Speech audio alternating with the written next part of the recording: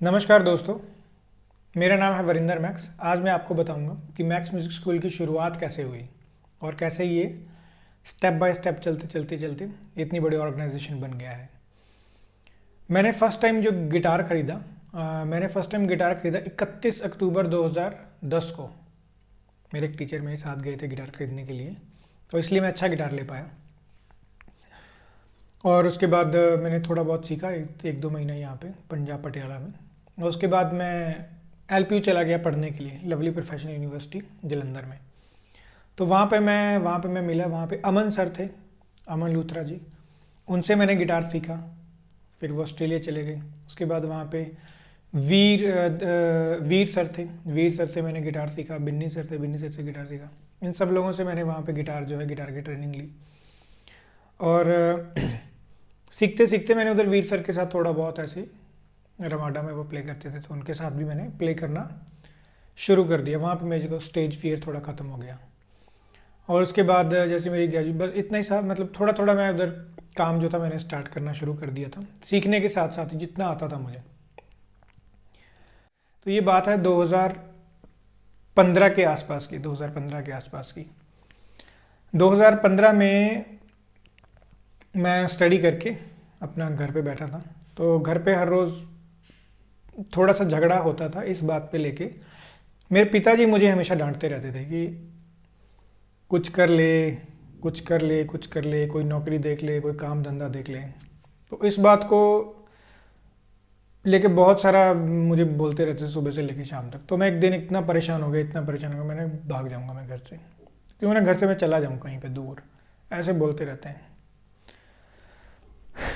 तो लुधियाना में मेरे कुछ फ्रेंड थे, लुधियाना में मेरा एक दोस्त था। तो उससे मेरी बात हुई, तो उसने बोला कि ऐसा करो, तुम मेरे पास आ जाओ, हम मिल के काम करते हैं, ठीक है, तो हम आगे बढ़ेंगे ज़िंदगी में। मैंने बोला ठीक है। तो मैंने उसकी बात मानी और मैंने बोला कि ठीक है, मैं आऊँगा उधर, तुम्हारे पास ही रहूँगा, उधर ही खाएंगे पिएंगे, उधर ही मिल के बिज़नेस करेंगे, मिल के काम करेंगे। दे सेड कि ओके, ठीक है, ओके है। तो मैंने अपना घर पे बोला कि मैं जा रहा हूँ अपनी ज़िंदगी बदलने के लिए, तैयार हूँ मैं। तो मैंने अपना बाइक उठाई और मैंने अपने कुछ कपड़े पैक किए और 2,000 रुपये शायद मैंने लिया, हाँ, जहाँ तक मुझे याद है 2,000 रुपीज़ मैंने लिए। और मैं गया वहाँ पे और मैं उसका वेट कर रहा हूँ। अब मतलब जहाँ पे उसने बोला था एक ऑफिस में, वहाँ पे मैं बैठ के उसका वेट कर रहा हूँ। सुबह मैं गया, 10-11 बजे के, दोपहर हो गई। दोपहर में मैं तब तक पीजी वीजी भी देख रहा था कि आसपास में कोई मेरे को रूम मिल जाए। तो मैंने वहाँ पे कोई रूम देखा, तो उसने सेट की 4,000-5,000 रेंट है इसका। मेरे पास तो 2,000 रुपये थे, तो उसमें से अपने 2,000 रुपये का, सॉरी 200 रुपये का खाना भी खा लिया था तब तक, दोपहर हो गई थी। तो वेट करते करते करते शाम हो गई, रात हो गई है। वो बंदा अब रिस्पॉन्स दे नहीं रहा है वैसा जैसा उसको देना चाहिए था। मैं मतलब घर बार छोड़ के आया हूँ ज़िंदगी में कुछ बनने के लिए, कुछ करने के लिए। अब वो वैसा रिस्पॉन्स नहीं दे रहा। मैं तो कहाँ हूँ, मैं तो कहाँ हूँ, मैं तो ये तो मेरे को लगा क्यों टाइम वेस्ट कर रहा हूँ, वापस घर आ गए अपन। मैं वापस घर आ गया। तो पिताजी बोले बस हो गए सपने पूरे। सुबह गया, शाम को वापस आ गया। मम्मी खुश थी, हाँ, मम्मी खुश थी कि हाँ ठीक है, चलो बेटा आ गया घर पे। एक दो दिन रहे, फिर वापस से वही कहानी शुरू हो गई कि तू कुछ कर ले, कुछ कर ले, कुछ कर क्यों नहीं रहा है ज़िंदगी में, देख तेरे दोस्त क्या बन गए हैं, तू कुछ करेगा कि नहीं करेगा। तो एक दिन तंग हो गए, फिर मैं क्या ही करूँ अब। मैं इधर उधर में नौकरी ढूंढने लगा, किसी फैक्ट्री में मेरे को काम मिल जाए या कुछ और थोड़ा बहुत मिल जाए। तो क्या, मेरे को कुछ दोस्त थे मोहाली में, चंडीगढ़ मोहाली में। और उनसे मेरी बात हुई। उन्होंने कहा कि मोहाली में बहुत सारी जॉब्स हैं, चंडीगढ़ में बहुत सारी जॉब्स हैं, तेरे को कुछ ना कहीं मिल जाएगा, तो इधर आ जा। तो मैं मोहाली गया। मोहाली जब मैं गया तो अपना बोरी बिस्तर में ले गया साथ में, कुछ कपड़े डाले मैंने और बाइक के पीछे रखे। मैं 2,000 रुपये साथ में ले गया। तो उधर जाके पता किया कि रेंट कितना है। तो दे साइड कि 2,000 रुपये तो रेंट ही है उसका।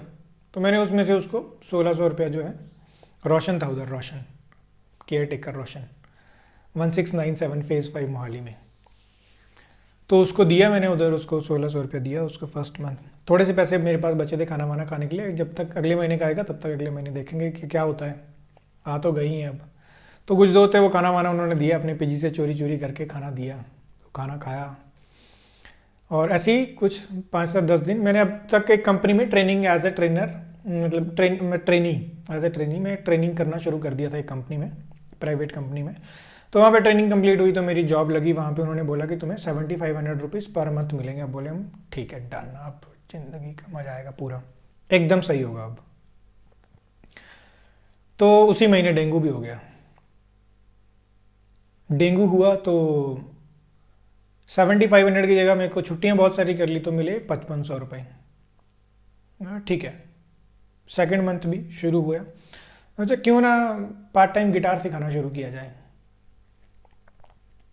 तो मैंने OLX पे एक ऐड डाली 2015 में। OLX पे एक ऐड डाली कि लर्न गिटार।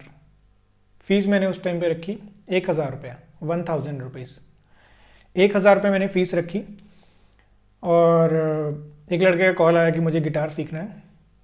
तो मैंने उसको बोला कि हाँ ठीक है मैं तेरे को गिटार सिखाऊंगा, आ जाओ। तो वो आया शाम को मेरे पास गिटार सीखने के लिए। तो मैंने उसको सिखाया ऐसे ऐसे करके, ऐसे ऐसे होता है, तो ये ऐसे ऐसे बजाना है। बोला ठीक है। तो मुझे नहीं लगा कि वो अगली बार आएगा, लेकिन वो आया। एक दिन के बाद वो दोबारा से आ गया। मुझे विश्वास हो गया कि थोड़ा सा तो चलो तेरा काम हो सकता है बन जाए। तो उसने मुझे 1000 रुपये भी दिया कि ठीक है आप ये ले लीजिए। तो 1000 रुपया उसने दिया। मैंने उससे पूछा कि और भी तू कहाँ से आता है, मतलब मैंने पूछा कहाँ से आते हो आप।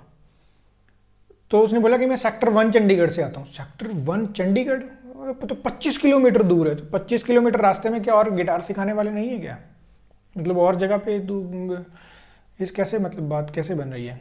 तो उसने बोला कि मैं ऑलरेडी 2-3 जगह पे ट्राई कर चुका हूँ। मैं बोला तो फिर, कहता कुछ डिफरेंस है, शायद कम्युनिकेशन का डिफरेंस है कि आप जिस तरीके से सिखा रहे हो, या कुछ कुछ तो है जिसकी वजह से, मतलब कि और हो सकता है टाइमिंग का भी एक इशू रहता है मेरे को, और मैं जिस टाइम में वो बोलते हैं उस टाइम में ले नहीं पाता हूँ। तो कुछ तो है जिसकी वजह से मैं आपके पास कंटिन्यू करना चाहता हूँ। मैंने बोला चलो ठीक है, मेरे लिए तो अच्छा ही है। तो उसके बाद मैंने वो 1000 रुपये मेरे पास आया तो खुश बड़ा ही खुश हुआ। उसके बाद क्या हुआ, मैंने एक और ऐड जो है अपने दोस्त के फ़ोन से लगा दी, सेम मोबाइल नंबर दे दिया, अपना मोबाइल नंबर। और मेरे पास अब कॉल्स आनी एक या दो कॉल दिन में आनी शुरू हो गई। तो एक और स्टूडेंट मेरे पास ज्वाइन हो गया। मैंने पीजी में ही सिखाना शुरू कर दिया, अपने गिटार सिखाना शुरू कर दिया। जब दूसरा स्टूडेंट आया ना तो मुझे एक विश्वास आ गया कि अगर 2 स्टूडेंट, एक आया तो दूसरा आया, 2 आ सकते हैं तो 3 भी हो सकते हैं। 3 की जगह पे फिर 3 हुए, फिर 4 भी हो सकते हैं, 4 के फिर 5 भी हो सकते हैं, 5 से फिर ऐसे ऐसे करते करते 3-4 जब स्टूडेंट हो गए। पहले तो मैंने रूम में ही सिखाता था, मैं अपने पीजी का जो रूम था। फिर मैंने छत पे क्लास लेनी शुरू कर दी क्योंकि थोड़े स्टूडेंट बढ़ गए हैं ना, और रूममेट्स भी तो होते थे, उनकी भी ज़िंदगी में ख़राब कर रहा था। उनको रेस्ट करना होता था, रेस्ट करना होता था या कुछ और। तो मैं छत पे गिटार सिखाना शुरू कर दिया। हाँ, थैंक्स टू माई रूममेट, जो मेरे रूममेट थे, मतलब मेरे को जितने भी लोग मिले अपनी ज़िंदगी में सब अच्छे ही मिले हैं। उधर आयुष था, राजवीर था, और हरमीत एंड गुरजीत, ये सभी लोग थे उधर। और रोशन जो केयर टेकर, बहुत ही नाइस पर्सन, उस पीजी का बंदा था। जो जो मेरे रूम के जो लोग थे ना, वो वेट करते थे कि हाँ वरिंदर चलो गिटार सिखा रहा है, थोड़ा वेट कर लेते हैं बाहर। वेट करते थे, तो फिर वो क्लास ख़त्म हो जाती थी तो फिर वो अंदर आते थे। तो ये बात मतलब कि बहुत सही थी, बहुत अच्छा लगता था मतलब इस बात पे। लेकिन वो तंग भी हो रहे थे कहीं कहीं, थोड़ा इस बात से तंग भी हो रहे थे। तो मैंने छत पे भी सिखाना शुरू किया, छत पे सिखाना शुरू किया। अब गर्ल्स की भी कॉल आनी शुरू हो गई, लड़कियों की कॉल आनी शुरू हो गई है कि हमें भी गिटार सीखना है। तो मैं तो बॉयज़ पीजी में रहता हूँ, तो लड़कियाँ उधर आएंगी तो तो बहुत गड़बड़ हो जाएगा, अलाउ ही नहीं करेगा केयर टेकर और ओनर। ठीक है, तो मैंने अब क्या किया जाए, जाने नहीं देना स्टूडेंट, किसी को जाने नहीं देना, सिखाना ज़रूर है। तो क्या किया जाए ऐसा, कोई शॉप ले ली जाए, कोई शोरूम ले लिया जाए रेंट पे। रेंट तो बहुत 15-15, 20-20 हज़ार रेंट, इनकम हो रही है अभी 5,000 रुपये, तो कैसे होगा। तो मैंने साथ में एक गर्ल्स पीजी था, मैंने उनके ओनर से बात की। मैंने उनको बोला, शाइना दीदी थी वहाँ पे। शायद इसी मैंने बात की कि शायद ऐसे ऐसे करके बात है, मैं गिटार सिखाता हूँ, तो क्या आप मुझे थोड़ा सा ऐसे पीजी की जो छत है वो यूज़ करने के लिए दे सकते हो 1 घंटे के लिए शाम को सिर्फ। बोलते हैं हाँ ठीक है सिखा देना, कोई दिक्कत नहीं है, मैं भी सीख लूँगी साथ में। तो उन्होंने तो खैर इतना नहीं सीखा ट्राई किया, तो उन्होंने छत मुझे पीजी की अपनी दे दी। तो मैंने शाम का टाइम रखा 6:30 से 7:30। ये टाइम क्यों रखा? क्योंकि गर्मी का टाइम था। दिन में अगर मैं सिखाता तो धूप थी, किसी ने नहीं आना था। शाम को अगर मैं 7:30 8 बजे सिखाता तो मच्छर थे उधर गर्मी के मौसम में। तो मैंने एक ऐसा टाइम रखा कि जब सूरज जा रहा है और अंधेरा हो रहा है तो थोड़ा ठंडा भी है, क्योंकि उधर पंखा तो था नहीं छत पे। तो मैंने उधर उस 1 घंटे में, मैं लड़कियां आती थी तो मैं इधर सिखाता था 1 घंटा, और लड़कों को मैं अपने रूम में सिखाता था। शाम के टाइम पे मैं छत पे सिखा देता था। दिन में तो मैं अपने रूम में सिखाता क्योंकि सब लोग चले जाते थे उस टाइम पे। तो ये चीज़ हुई। और उसके बाद अब क्या है, स्टूडेंट ना थोड़े थोड़े बढ़ने शुरू हो गए हैं। जैसे कि 8-10 स्टूडेंट जो हैं वो हो गए हैं अब मेरे पास। तो क्या हुआ कि उधर से जॉब मैं कर रहा हूँ, जो मैं सुबह जाके शाम को जॉब से आ रहा हूँ, उधर से मुझे मिला 7500। और इधर से मैं पार्ट टाइम काम करके 10-12 हज़ार 15 हज़ार की इनकम अच्छे से अर्न कर रहा हूँ। तो दिमाग में ख्याल आया कि क्यों ना इसी को बिज़नेस को बड़ा किया जाए, क्यों ना जॉब छोड़ दी जाए। लेकिन रिस्की तो है, क्योंकि स्टूडेंट आज नहीं है कल नहीं है, आज है कल नहीं है, तो क्या करेंगे उस टाइम पे। और जो होगा देखा जाएगा। हमने जॉब छोड़ दी। जॉब जब छोड़ी तो मैंने इस पे थोड़ा सा एक सिलेबस बना लिया ऐसे पेपर से पेन पे लिख के, कि पहले नंबर पे मैं ये सिखाऊंगा, क्रोमेटिक स्केल सिखाऊंगा, फिर ये सिखाऊंगा, फिर ये सिखाऊंगा, फिर ये सिखाऊंगा, फिर ये सिखाऊंगा।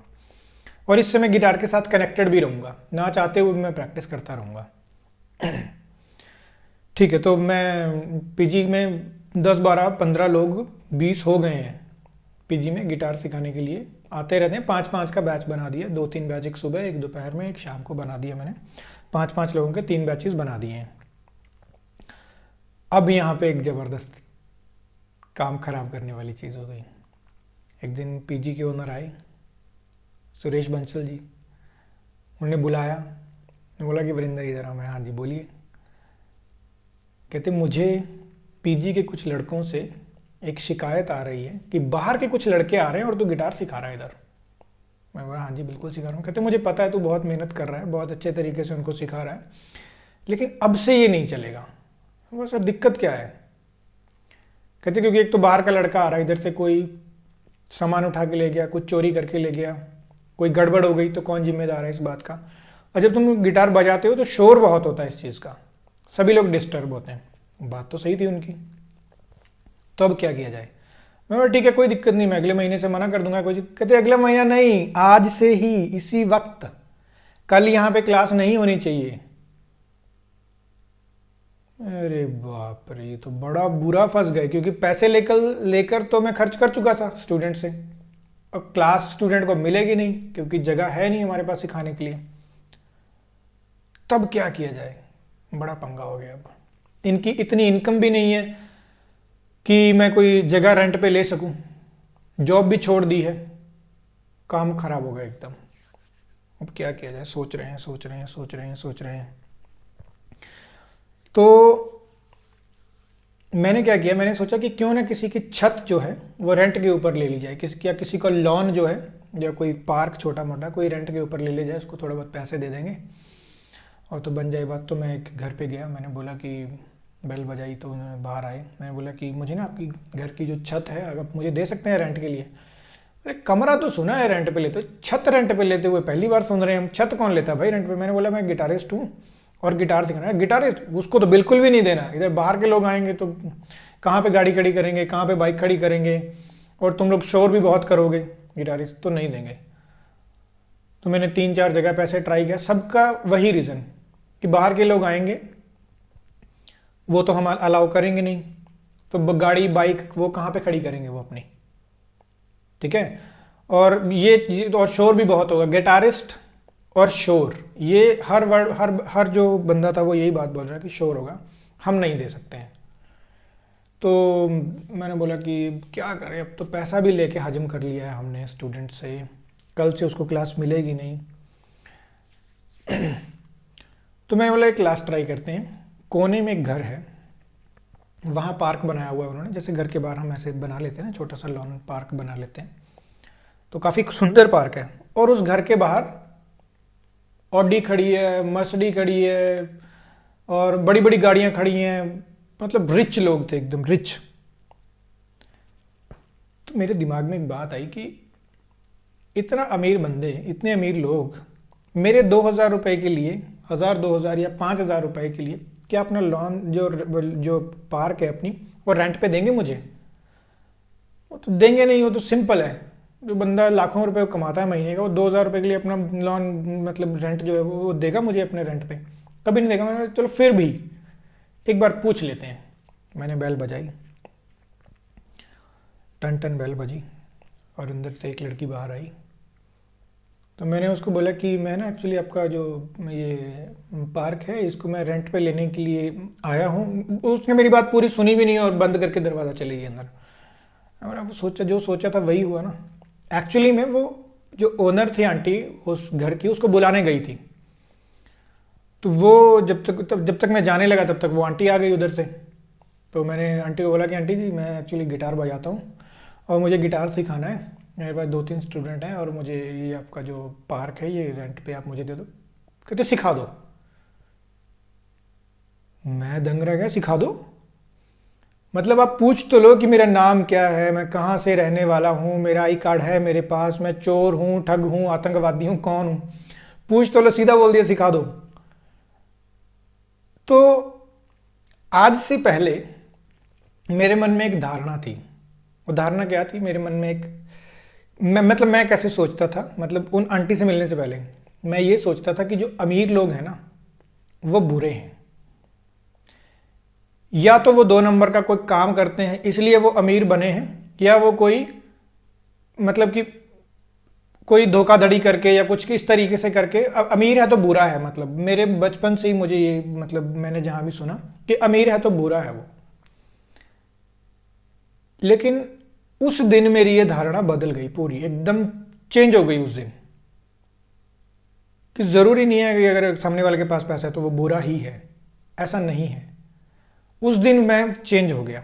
उस दिन के पहले मैं हमेशा मतलब के लिए काम करता था। कोई मुझे कोई मतलब है तो मैं बात करूंगा, मतलब है तो चीज़ होगी। लेकिन उस दिन मैं पूरा चेंज हो गया। उस दिन, उस रात मैं सो नहीं पाया ढंग से। उस रात मैं करवटें लेता रहा बस। तो अगला दिन हुआ, स्टूडेंट्स को मैंने व्हाट्सएप पे ग्रुप बनाया हुआ था, मैंने सबको मैसेज डाल दिया कि अब से आपकी क्लासेस यहाँ पे लगेंगी मेरे साथ, इस पार्क में, इस नंबर, हाउस नंबर में। तो जब उधर क्लासेस लगनी शुरू हुई और फिर गर्ल्स और बॉयज़ की इकट्ठी क्लासेस लगनी शुरू हो गई, तो 10 स्टूडेंट थे, फिर 12 हुए, फिर 15 हुए, फिर 20 हुए, 25 हुए, 30 हुए, 35 हुए। सिलसिला चलता रहा चलता रहा। 2015 से सिलसिला चलता रहा और 2020 आ गया। 5 साल मैंने सिखाया। मतलब जब फर्स्ट मंथ मैंने उधर सिखाया था, फर्स्ट मंथ के बाद जब मैं 2,000 रुपये लेके आंटी जी के पास गया, मैंने बोला आंटी जी ये लीजिए आपके इसका पार्क का किराया ले लीजिए आप मुझसे। शी सेड कि नहीं, हम नहीं लेंगे। मैं बोला क्यों नहीं लेंगे? कहते संगीत है, हर रोज़ सुबह हमारे घर आता है, तो इससे अच्छी बात और क्या हो सकती है। और मेरा बेटा जो है कन्वर, वो मुझे वो बोलेगा, फिर वो बोलेगा कि पैसा क्यों लिया। अंकल जी बोलेंगे। आप सेक्रीफाइस देखिए, आप ये देखिए कि आंटी जी ने कपड़े उधर सुखाने होते थे और वो वेट करती थी कि कब मैं क्लास ख़त्म करूँगा, कब वो कपड़े सुखाएंगी, पर उन्होंने बोला कभी नहीं, है ना। उनके भी उधर लॉन में कुछ काम होते थे। उन्होंने कभी नहीं बोला कि वीरेंद्र आज क्लास कैंसिल कर दो या आज तुम जल्दी चले जाओ। पैसा भी नहीं ले रहे हैं। और मैं उधर गिटार सिखा रहा हूँ और एक दिन लग गया, मतलब ऐसे मैं गिटार सिखाते जा रहा हूँ, सिखाते हूँ, कभी कोई कंप्लेंट नहीं आई। एक दिन मुझे महसूस हुआ कि उधर रात में मैं जब बैचेज ले रहा हूँ तो लाइट नहीं है उधर, लाइट की बड़ी मुझे दिक्कत आ गई है। तो मैंने बोला आंटी जी को, आंटी जी कोई बल्ब अगर हो तो मुझे दे दीजिए, मैं इधर लगाना है क्योंकि लाइट नहीं होती है रात में। ठीक है, तो ठीक है, देखते हैं। मैं अगले दिन आया तो देखा उधर 50 बल्ब लगा दिए उन्होंने ऐसे लाइन में, और इतनी रोशनी हो गई। तो क्या ही मतलब, सोच सकते हैं आप जो मतलब हेल्पिंग हैंड है वो देखिए, आप देखिए कि कितना कितना हेल्पिंग हैंड है वो। तो ये उस दिन से, मतलब जिस दिन से मैंने उधर सिखाना शुरू किया, उस दिन से मैंने भी लोगों की मदद करनी शुरू कर दी, बिना किसी स्वार्थ के, बिना किसी मदद के। मैंने भी लोगों की जो है हेल्प करनी जो है शुरू कर दी, क्योंकि मेरी अब भी एक, क्योंकि मेरी हेल्प वो कर रहे थे तो मैंने भी हेल्प करनी जो है लोगों की शुरू कर दी। किसी न किसी तरीके से, किसी के पास पैसे नहीं थे गिटार सीखने के या कुछ ऐसा, तो जो भी तो चलता रहा इस तरीके से। तो एक दिन लग गया, ऐसे चलता रहा और लॉकडाउन लग गया एक दिन। तो लॉकडाउन लग गया, अब क्या करेंगे, तो लॉकडाउन हो गया है। तो लॉकडाउन लग गया, जब जिस दिन लॉकडाउन लगा तो उस दिन के बाद अब तो बिजनेस ज़ीरो हो जाएगा सारा। तो मैंने व्हाट्सएप पे क्लासेस 1 बाय 1 स्टूडेंट के लिए, 50-60 स्टूडेंट थे मेरे पास, व्हाट्सएप पे मैंने सबकी क्लासेस लेनी शुरू कर दी 1 बाय 1। तो मैंने देखा कि मैं तो सुबह से शाम तक 15-15 मिनट का स्लॉट अगर हर स्टूडेंट को दे रहा हूँ तो बहुत गड़बड़ है। मैं तो सुबह से लेकर शाम तक बोलते ही जा रहा हूँ। तो मैंने फिर ग्रुप्स बनाने शुरू कर दिए। यहाँ पे इससे पहले मैं एक बात बताना चाहता हूँ कि जब 2017 था ना, 2017 तब जब मेरे पास 20-25-30 स्टूडेंट हो गए थे, तब भी मैंने सिखाने का ट्राई किया था। तब मुझे दूर दूर से कॉल्स आनी शुरू हो गई थी, दिल्ली से, मुंबई से, कलकत्ते से, कि आप ऑनलाइन सिखाओ, या कोई स्टूडेंट सीख रहा है तो वो कहीं पे चला गया है, उसकी जॉब शिफ्ट हो गई है, मैं उन्होंने ऑनलाइन सिखाने का। तो मैंने ट्राई किया ऑनलाइन सिखाने का, स्काइप पे ट्राई किया, जूम पे ट्राई किया, व्हाट्सएप पे, जो भी वीडियो के जो उस टाइम पे सॉफ्टवेयर थे उनके ऊपर सिखाने की कोशिश की, पर वो कामयाब नहीं हो पाया। क्योंकि उस टाइम पे 2017 में वीडियो की क्वालिटी जो थी, वीडियो कॉलिंग जो थी, वो इतनी कारगर नहीं थी, इतनी स्ट्रांग नहीं थी, इतना सही नहीं था। तो वो मैंने सिखाने का ट्राई किया, लेकिन वो फेल हो गया। तो मेरे मन में एक कंप्लीट धारणा बन चुकी थी कि ऑनलाइन तो नहीं सिखाया जा सकता है गिटार। 2020 आया, लॉकडाउन लगा तो सब कुछ ऑनलाइन होने लगा। सामने वाले को भी पता चल गया कि ऑनलाइन सीखा जा सकता है, क्योंकि हर घर में ऑनलाइन, छोटा बच्चा से लेके बड़े बच्चे की क्लास ऑनलाइन लग रही है। सबसे खूबसूरत पॉजिटिव बात ये क्या हुई 2020 तक लॉकडाउन के टाइम पे, कि लगभग 50% जो थे इंडिया में 4G आ गया था, 4G लॉन्च हो चुका था, और काफ़ी जगह पे तो फाइबर ऑप्टिक्स आ चुकी थी। फाइबर ऑप्टिक्स, इंटरनेट की स्पीड बहुत बढ़ चुकी थी। तो ऑनलाइन सिखाना शुरू किया, तो ऑनलाइन तो ऑफलाइन से भी अच्छा सिखा रहे हैं, मतलब उससे भी अच्छा चल गया ऑफलाइन। उसको मैनेज करने में हालांकि मुझे बहुत टाइम लगा, उसको देखने में, बहुत कुछ करने में बहुत सारा टाइम लगा उसमें। मैंने दिन में 16-16 घंटे काम किया लॉकडाउन के बाद। लॉकडाउन के बाद सभी लोग फ्री थे, सिर्फ मैं बिजी था, दिन में 16 घंटे काम कर रहा था। मेरे घर वाले बोल रहे थे कि भाई सब्जी में नमक डाला है, हमने तेरे को पता है सब्जी में नमक डाला है नहीं डाला है, कम है ज़्यादा है क्या है, थोड़ी देर हमारे पास भी बैठ, बातें कर, कुछ कर। सुबह उठ रहा हूँ जल्दी से और देर रात तक सो रहा हूँ। और करते करते करते पूरे ऑफलाइन स्कूल को 3 महीने में, 2 से 3 महीने में मैंने ऑनलाइन पूरे सही तरीके से सेट कर दिया, कुछ लोगों को अपना साथ में लेकर। तो अब क्या है, फिर उसके बाद जैसे लॉकडाउन ओपन होना शुरू हुआ, धीरे धीरे धीरे करके मैंने अपनी टीम बिल्ड करनी शुरू की। तो अब ऑल ओवर इंडिया से जो है वो स्टूडेंट्स जो है वो क्लासेस ले रहे हैं और गिटार सीख रहे हैं। और मैक्स म्यूज़िक स्कूल इंडिया का नंबर 1 म्यूज़िक स्कूल बन चुका है इस टाइम पे। बहुत सारे स्टूडेंट, और हम जो है सर्विसेज अपनी 3 कंट्रीज़ में अभी हमने स्टार्ट की हैं, और USA है, और रशिया है, एंड इंग्लैंड है। यहाँ पे हमने स्टार्ट की हैं अभी सर्विसेज गिटार की। अब आप देखिए कि मैक्स म्यूज़िक स्कूल जो है बनने में सबसे बड़ा हाथ किसका है, आप नोट कर सकते हैं, आप खुद से देख सकते हैं। क्या मेरे पिताजी का सबसे बड़ा हाथ है? झगड़ा ना होता घर में हमारे कि तू कुछ कर ले, तो मैं ना जाता शायद मोहाली। या PG के ओनर का है, अगर वो उधर ही मैं सिखाता रहता तो कैसे होता, उन्होंने बोला कि नहीं सिखाना। या शायना दी का है, जो साथ वाले PG, जिन्होंने मुझे अलाउ किया कि हाँ तू गर्ल्स को यहाँ पे सिखा सकता है। या फिर उन आंटी जी का है, सिद्धू प्रोडक्शंस का हाथ है इसमें, जिन्होंने मुझे अलाउ किया कि आप यहाँ पे सिखा दें, नहीं तो मैक्स म्यूज़िक स्कूल उधर ही बंद हो जाता और मैं वापस किसी नौकरी में चला जाता। या लॉकडाउन का सबसे बड़ा हाथ है, लॉकडाउन ना लगता तो आज इंडिया का ऑनलाइन बेस्ट म्यूज़िक स्कूल ना होता, मैक्स म्यूज़िक स्कूल। ये आपके ऊपर है। आपको क्या लगता है कि म्यूज़िक स्कूल को ज़ीरो से हीरो तक, ऊपर तक जाने में सबसे बड़ा हाथ किसका है? कमेंट सेक्शन में ज़रूर बताइएगा। और मैं अब आपके लिए नई नई लेसन्स की वीडियो और जो बाकी चीज़ें हैं, गिटार के कुछ टिप्स, मैं धीरे धीरे आपको लेकर आता रहूँगा। आपका कोई भी क्वेश्चन, कोई डाउट, कुछ भी हो तो कमेंट सेक्शन में ज़रूर लिखिएगा। अगर आप भी गिटार सीखना चाहते हैं तो मैक्स म्यूज़िक स्कूल के कस्टमर केयर नंबर पे आप कॉल कर सकते हैं और जो गिटार सीख सकते हैं। तो ये थी जर्नी, मैक्स म्यूज़िक स्कूल किस तरीके से शुरू हुआ। तो हम वीडियो यहाँ तक देखने के लिए थैंक यू सो मच, बहुत बहुत धन्यवाद। जय हिंद, जय भारत।